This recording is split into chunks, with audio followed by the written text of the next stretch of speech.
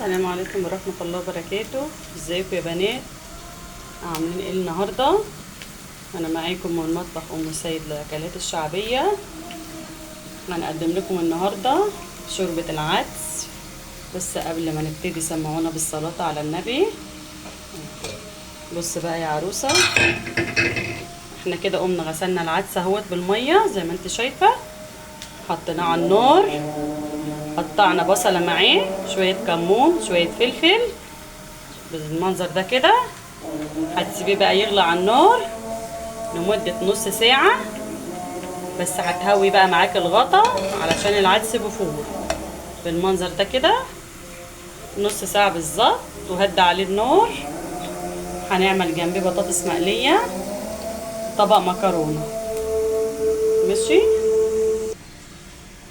بس بقى يا عروسة، العدس اتعمل معانا اهو بالشكل ده. هنبدأ نعمل طشة التومة بتاعتنا بالتسبيكة. نشيل الحلة على جنب، الطبق بتاعنا اهو.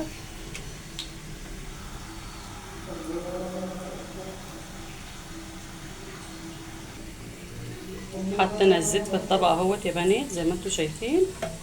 هنحط طشة التومة كده زي ما انتوا شايفة.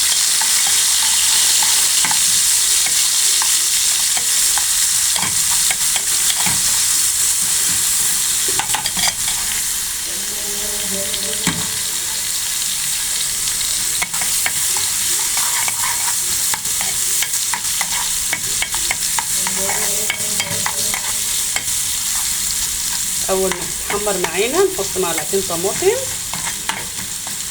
عشان تحمر، وبعد كده نحط الطماطم كلها.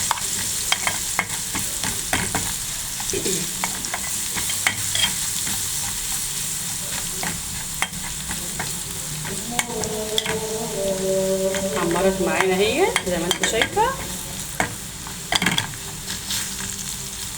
اهي. نبدأ نحط معلقتين الطماطم.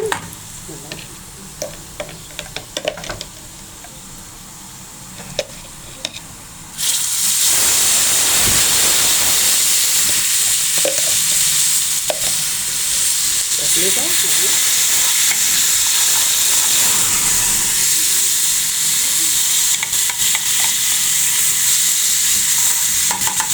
نبدأ نحط الطماطم بتاعتنا بقى كلها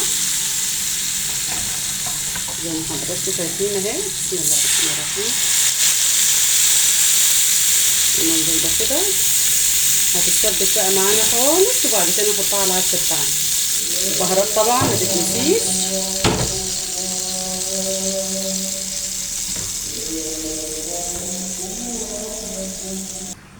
معايا يا عروسه البهارات بتاعتنا هي الكمون بتاعنا،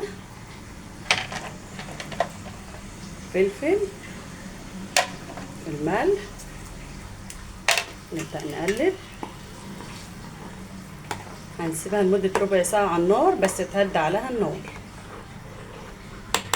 العدس بتاعنا زي ما هو على النار اهوت، برضو مهديين عليه النار خالص عشان ما يلزقش.